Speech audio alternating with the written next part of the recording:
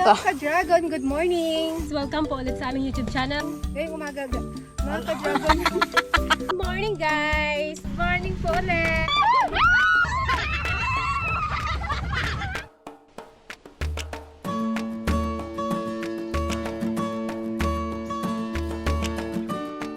Ang content po ng aming vlog ay buhay probinsya po. Si Mama rin po ay game na game po sa pagbablog.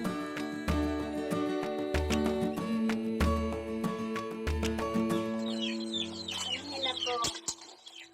Masarap na mahirap ang tumira dito sa farm, guys. Isang araw, sabi ni ate si Mama daw, lagi nang nakahiga, parang nalulunod daw po si Mama, kaya kailangan niya pong isugod po sa hospital.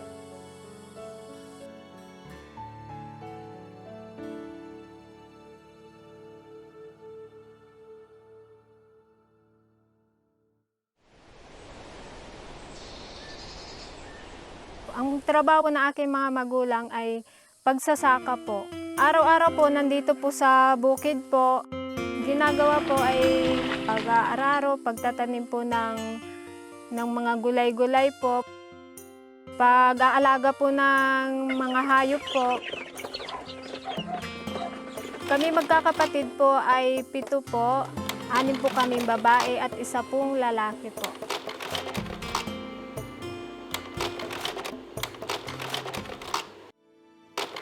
Kami po ay pinalaking mananampalataya po talaga ni Mama at ni Papa sa loob po ng Iglesia ni Cristo. Ang tungkulin po ng aking mga magulang ay si Papa po ay diakono po, si Mama po ay diakonesa po. Nakakatulong po yung pagpapayo po ni Mama na maging matatag po. Ano man pong mga pagsubok na dumating sa ating buhay, basta itiwala lang sa ating Panginoong Diyos. Yung pagsasaka po, ginamit po nila para makapagtapos po kami ng pag-aaral po. Nung kami po ay nag-aaral, syempre sabay-sabay po kaming nag-aaral. Unti-unti pong naisanla po itong aming bukid po.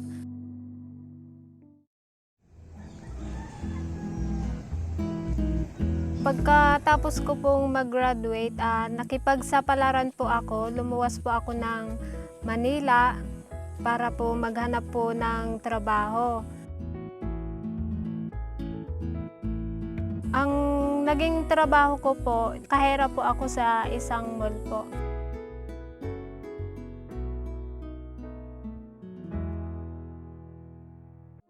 Six months lang po ang kontrata ko, kaya po bumalik po ako sa probinsya.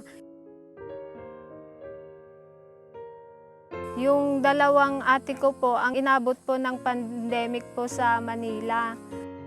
Si Ate Aiza po, yung sinundan ko pong kapatid ay po nagtanggalan po na empleyado yung company nila. Isa po siya sa natanggal. Si Ate Gretchen naman po ay resign po sa trabaho kasi nga po sa isang linggo ay 2 araw na lang po yung pasok niya. Hindi naman po sapat yon para makabayad po siya ng renta sa bahay, pangbayad ng tubig at kuryente. Kaya nakapag-decide po siya na mag-resign na lang po at umuwi na rin po dito sa Mindoro.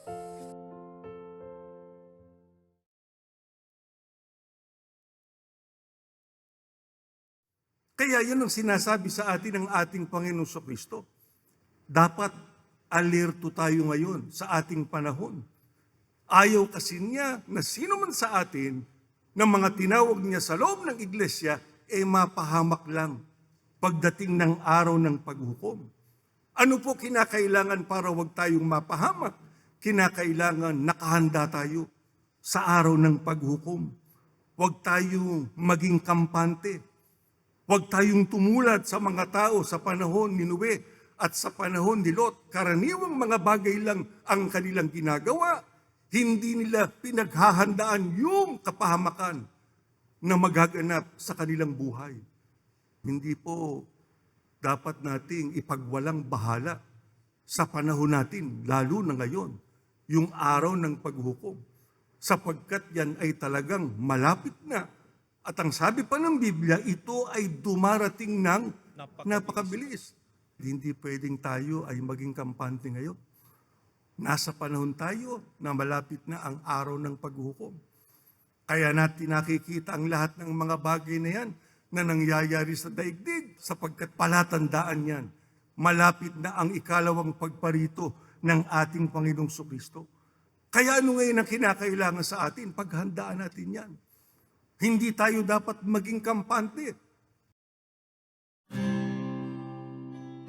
Nung umuwi po sila ate dito, buti na lang po ay meron po kaming pinagkakakitaan. Tinry po ni ate at ni kuya, ito pong dragon fruit farm po namin. Ako po yung nagmamanage. Ako po yung naglilista po ng mga expenses po, mga income. Ako rin po yung weekly po, nagpo-pruning po ako, na nagdidilig din po kami ng dragon fruit.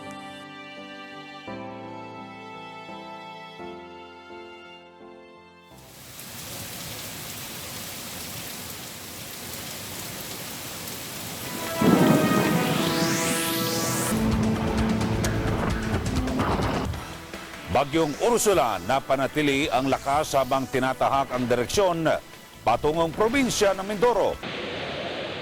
Natumba po yung iba pong poste, nasira po yung dragon fruit, naputol po yung mga sanga. Nagkakaroon po ng sakit po yung dragon fruit namin, gawa po ng sa fungus, nabubulok po yung bunga.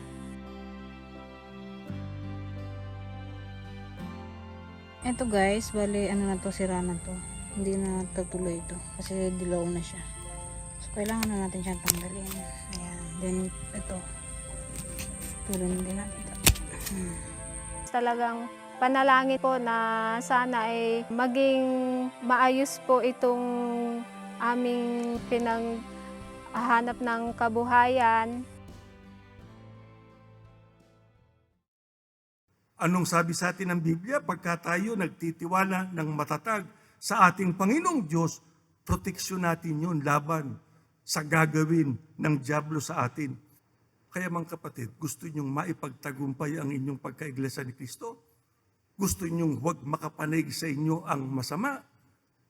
Sundin natin yung mga aral ng Diyos na itinuturo sa atin. Yan ang proteksyon natin para tayo ay makatiyak ng kaligtasan sa araw ng paghukom. Hindi na pangkaraniwan ang masasagupa natin. Kailangan natin ng tulong ng Diyos. Ang tulong ng Diyos ay makakamit pagka tayo lumapit sa Kanya. Hindi lang sa ating pananalangin, kundi maging sa ating pagpapanata. Pagka tayo laging nananalangin at nagsasagawa ng ating mga pagpapanata, titibay tayo, ano man ang ating masagupa. Sapagat ang pagtulong ng ating Panginoong Diyos laging nasa atin. Kaya, pagpapanata mga kapatid, itatag natin sa ating sambahayan. Hindi lang tayo mismo ang meron, kundi maging ang ating sambahayan. Lahat yan gawin natin para nang sa ganon, makatiyak tayo. Malalampasan natin ang lahat ng pagsubok. Ano man ang mangyari sa ating paligid, nakatitiyak tayo. Makararating tayo sa pangakong kaligtasan.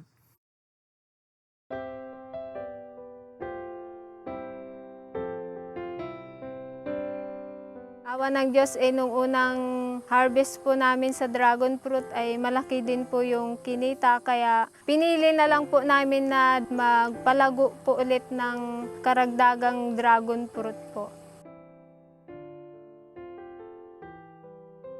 Pinapakyaw po yung dragon fruit namin, hindi na po kami nahihirapan pong mag-dispose.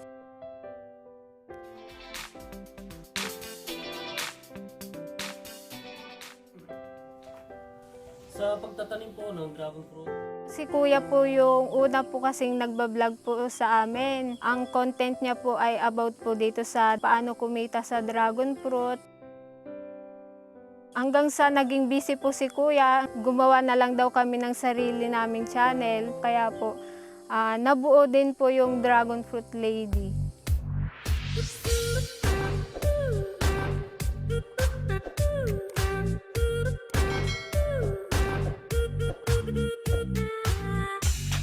Ka-Dragon, good morning! Welcome po ulit sa aming YouTube channel. Ngayong umaga, mga ka-dragon.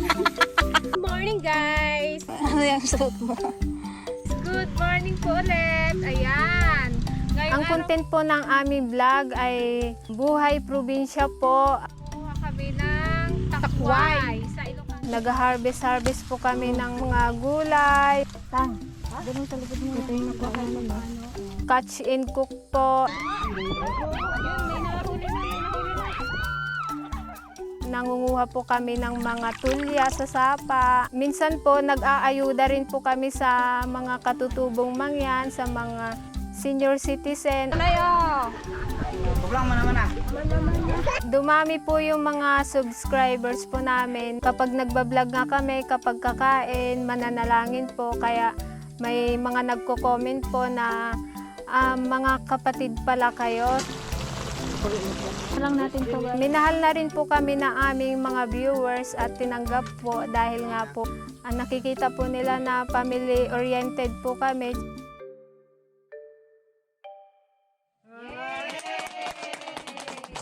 Yung mga magulang ko naman po ay wala naman po silang problema po sa pagbablog namin. Si mama rin po ay game na game po sa pagbablog.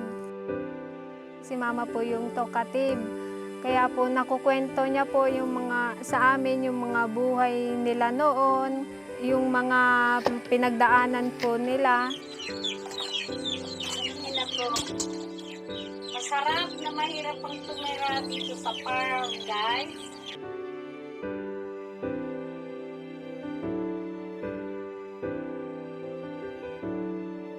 Taong 2011 po, nalaman po na meron po siyang diabetes po. Every 3 months po, lumuluwas po siya ng Manila para magpa-check up po sa New Era.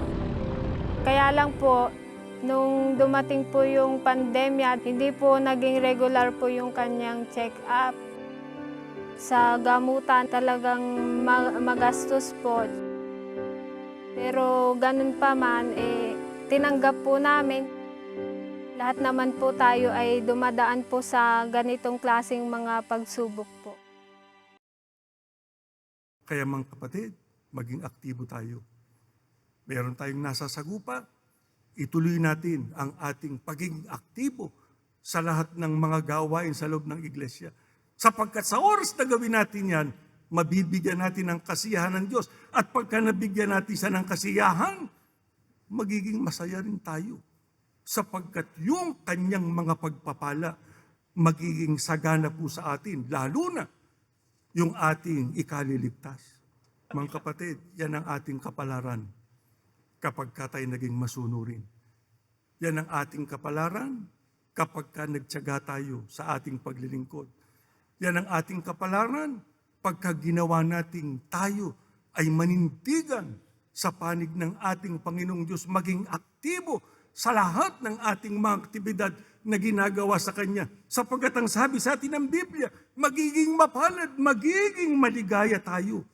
Sapagkat magpapahinga na tayo doon sa matitindi nating pagpapagal. Sapagkat yung gantimpala sa araw ng paghuhukom, yun ang ating tatamuhin.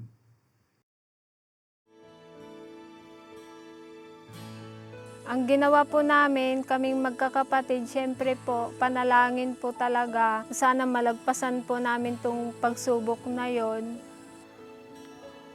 Tuloy-tuloy lang po yung mga pagsamba. Pagdating po sa kapilya, naiibsan po yung lungkot na pinagdaraanan po namin.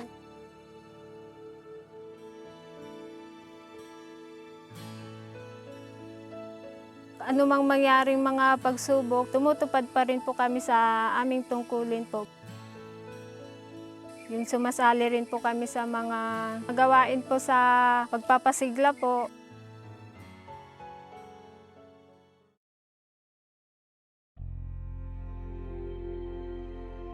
Naging okay naman po si mama dahil yun nga po nakapagpa-check up na ulit siya, nakakainom na po ulit ng kanyang gamot.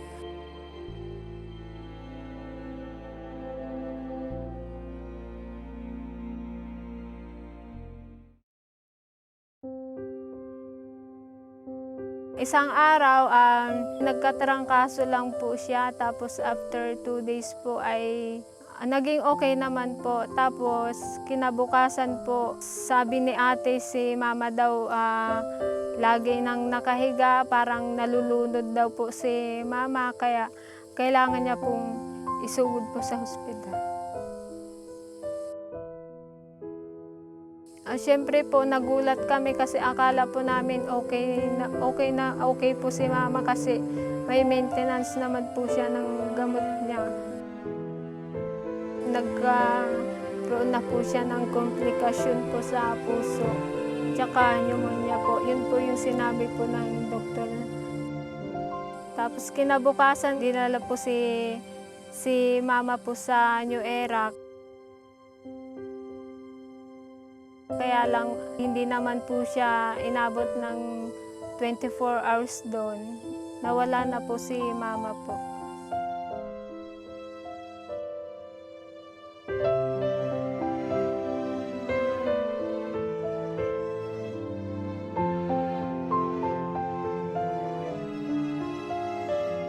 Kahit naman po ganun po yung nangyari din po kay mama,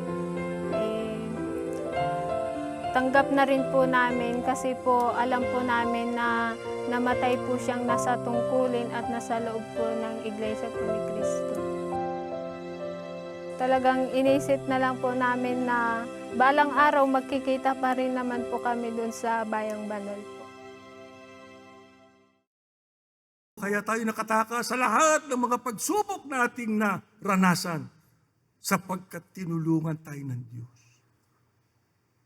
Kaya tuloy ang panalangin, tuloy ang mga pagpapanata, tuloy ang mga pagsamba, tuloy ang pagiging aktibo sa lahat ng mga gawain, tuloy ang pagbibigay kasiyahan sa ating Panginoong Diyos, hindi niya tayo pababayaan.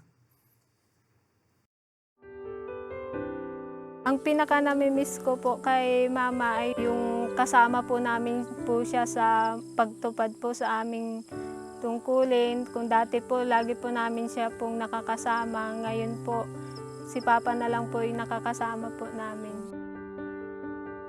Si Mama, yun po yung kabilin-bilinan niya po sa amin na maging masigla po sa aming pagtupad sa aming tungkulin. Hindi po kami nanghina sa aming mga tungkulin. Mas sumigla po kami. Sa araw-araw po ng aming paggawa, ramdam po namin yung pag-iingat ng Diyos sa amin. Malaki po yung pinagbago po ng buhay namin ngayon po. Yung buhay po ngayon, mas magaan po. Si Papa, hindi na rin po siya nagsasaka. Meron na po siyang mga tauhan po.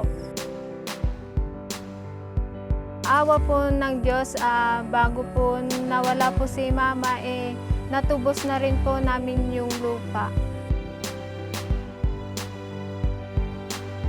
Ang kasalukuyang tungkulin ko po ay pananalapi po. Pagkatapos po namin magtumupad, tsaka po kami nagbablog po.